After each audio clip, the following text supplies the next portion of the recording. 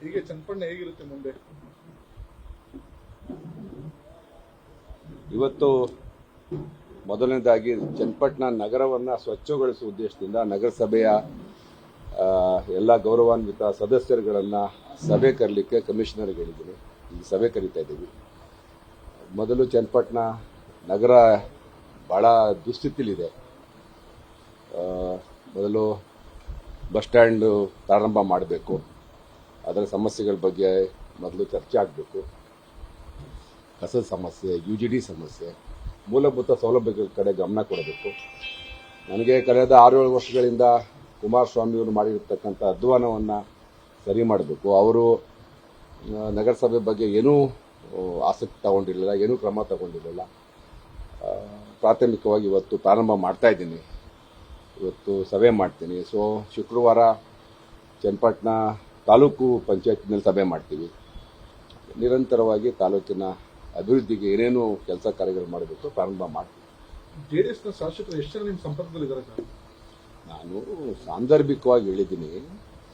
ಇವತ್ತು ದೇವೇಗೌಡರ ನಾಯಕತ್ವ, ದೇವೇಗೌಡರೇ ಹುಟ್ಟಾಕದಂಥ ಪಕ್ಷ ಅದು. ದೇವೇಗೌಡರಿಗೆ ಏನು ವಯೋಸಹಜ ತೊಂದರೆಯಿಂದ ಅವರು ಇವತ್ತು ಪಕ್ಷವನ್ನು ಮುನ್ನಡೆಸೋಕೆ ಆಗ್ತಾ ಇಲ್ಲ. ಪರ್ಯಾಯವಾದಂಥ ನಾಯಕತ್ವ ಅವ್ರ ಕುಟುಂಬದಲ್ಲಿ ಇಲ್ಲ. ಅದೊಂದು ಕುಟುಂಬದ ಪಕ್ಷ. ಕುಮಾರಸ್ವಾಮಿ ಅವರು ಸೋತಿದ್ದಾರೆ. ಅವರ ನಾಯಕತ್ವದಲ್ಲಿ ಕಳೆದ ವಿಧಾನಸಭಾ ಚುನಾವಣೆಯಲ್ಲಿ ಕೇವಲ 18-19 ಜನ ಗೆಲ್ತಾರೆ. ಅದೇ DK ಶಿವಕುಮಾರ್ ಕರ್ನಾಟಕ ಪ್ರದೇಶ ಕಾಂಗ್ರೆಸ್ ಸಮಿತಿ ಅಧ್ಯಕ್ಷರಾಗಿ 136 ಸೀಟ್ ಗೆಲ್ತಾರೆ. ಈಗ ಹೋಲಿಸಿದಾಗ ಅವರ ನಾಯಕತ್ವ ದಿನೇ ಕ್ಷೀಣಿಸ್ತಾ ಇದೆ. ಅದರ ಇತ್ತೀಚಿನ ಸಾಕ್ಷಿ ಅಂತ ಅಂದರೆ ಚನ್ನಪಟ್ಟಣ ಉಪಚುನಾವಣೆಯಲ್ಲಿ ದೇವೇಗೌಡರು, ಕುಮಾರಸ್ವಾಮಿಯವರು, ಅವ್ರ ಇಡೀ ಕುಟುಂಬ ಅವರೆಲ್ಲ ಹೋರಾಟ ಮಾಡಿದ್ರು ಕೂಡ ಜನ ಅವ್ರನ್ನ ತಿರಸ್ಕಾರ ಮಾಡಿದ್ದಾರೆ. ಅದು 25,000 ಅಧಿಕ ಮತಗಳಿಂದ. ಹಾಗಾಗಿ ಆ ಪಕ್ಷ ದಿನೇ ದಿನೇ ಸವಿತಾ ಇದೆ. ಅದು ನೆಮ್ಮದಂಥ ಶಾಸಕರು ಸಾರ್ವಜನಿಕವಾಗಿ ಅವರು ಸಮರ್ಥವಾಗಿ ಕೆಲಸ ಮಾಡೋಕೆ ಆಗ್ತಾ ಇಲ್ಲ. ಹಾಗಾಗಿ ಬಹಳ ಜನ ನೊಂದಿದ್ದಾರೆ. ಇವರ ಆಡಳಿತ ವೈಖರಿ, ಇವರ ನಡವಳಿಕೆಯಿಂದ ನೊಂದಂಥ ಶಾಸಕರನ್ನ ನಾವು ಏನಾದ್ರು ಮನಸ್ಸು ಮಾಡಿದ್ರೆ ಅವ್ರ ಪಾಪ ಅವ್ರಿಗೆ ಬೇರೆ ಅವಕಾಶಗಳನ್ನು ಕಲ್ಪಿಸ್ತಕ್ಕಂಥ ಪ್ರಯತ್ನ ಮಾಡ್ಬೋದು. ನೋಡಿ, ಅನಾವಶ್ಯಕವಾಗಿ ಬಂದು ನನ್ನ ಮೇಲೆ ದಾಳಿ ಮಾಡಿದ್ರು. ಈಗ ಕುಟುಂಬ ಸಮೇತ ಬಂದು ದಾಳಿ ಮಾಡಿದ್ರು. ಪಕ್ಷವನ್ನೇ ಪಣಕ್ಕಿಟ್ಟು ಹೋರಾಟ ಮಾಡಿದ್ರು. ದೇವೇಗೌಡರು ಈ ಒಂದು ಇಳಿ ವಯಸ್ಸಿನಲ್ಲಿ ಬಹಿರಂಗವಾಗಿ ಪಂಥಾಹ್ವಾನ ಕೊಟ್ಟರು. ನಾನು ಗೆಲ್ಸ್ಕೊಂಡೇ ಹೋಗ್ತೀನಿ ಮೊಮ್ಮಗನ ಅಂತ ಹೇಳಿದ್ರು. ಅವರೆಲ್ಲ ಒಂದು ರೀತಿ ಸಾರ್ವಜನಿಕರು ಹಳೆ ಮೈಸೂರು ಭಾಗದಲ್ಲಿ ಒಕ್ಕಲಿಗ ಸಮುದಾಯ ಹೋಗ್ತಾ ಇಲ್ಲ. ನಾಯಕತ್ವ ಬದಲಾವಣೆ ಆಗಬೇಕು. ಹಂಗಾಗಿ ಪರ್ಯಾಯ ನಾಯಕತ್ವವನ್ನು ಹುಡುಕ್ತಾ ಇದೆ ಸಮುದಾಯ. ನೋಡೋಣ ಮುಂದೆ ಯಾರಿಗೆ ಅವಕಾಶ ಸಿಗುತ್ತೆ ಅಂತ ಹೇಳ್ತದೆ. ನೋಡೋಣ ರೀ, ಅವಕಾಶ ಮುಂದಿನ ದಿನಗಳಲ್ಲಿ ಗೊತ್ತಾಗುತ್ತೆ. ಸಿಕ್ಕಿದೆ ಇಲ್ವಂತ ನೀವು ಹೇಳಬೇಕು. ಬಟ್ ದೇವೇಗೌಡರ ಕುಟುಂಬದಿಂದ ಆಚೆ ಬರಬೇಕು ಅಂತ ಸಮುದಾಯ ಸ್ಪಷ್ಟವಾಗಿ ಇವತ್ತು ತೀರ್ಮಾನ ಮಾಡಿರುವುದು ಈ ಚುನಾವಣೆ ಫಲಿತಾಂಶದಿಂದ ಗೊತ್ತಾಗ್ತದೆ. ಅವರು ಕುಟುಂಬದಲ್ಲಿ ನಡೆದಂಥ ಹಲವಾರು ಬೆಳವಣಿಗೆಗಳಿಂದ ಸಮಾಜ ಬೇಸತ್ತಿದೆ. ಹಾಗಾಗಿ ಆ ಹಿನ್ನೆಲೆಯಲ್ಲಿ ಆ ಶಾಸಕರಿಗೆ ನೋವಾಗಿದೆ ಅನ್ನೋ ಹಿನ್ನೆಲೆಯಲ್ಲಿ ನಾನು ಹೇಳಿದೆ ಅಷ್ಟೇ. ನಾನು ಯಾವ ಸಂಪರ್ಕ ಮಾಡೋಕ್ಕೆ ನನಗೇನು ಮಾಡೋ ಕೆಲಸ ಇಲ್ವೇನ್ರಿ. ತಾಲೂಕಲ್ಲಿ ನನಗೆ ಜವಾಬ್ದಾರಿಯುತ ಸ್ಥಾನದಲ್ಲಿದ್ದೀನಿ. ನನ್ನ ಕೆಲಸ ಇದೆ.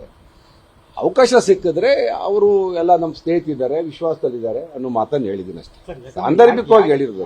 ಪ್ರಶ್ನೆ ಉದ್ಭವ ಆಯ್ತು ಅಂತಂದ್ರೆ ಸರ್, ಸಿಎಂ ಅವರೇ ಸ್ವತಃ ಹೇಳಿದ್ರು ಬಿಜೆಪಿ ಅವರು ಆಪರೇಷನ್ ಮಾಡೋದಕ್ಕೆ ಮುಂದಾಗಿದ್ದಾರೆ ಅಂತ.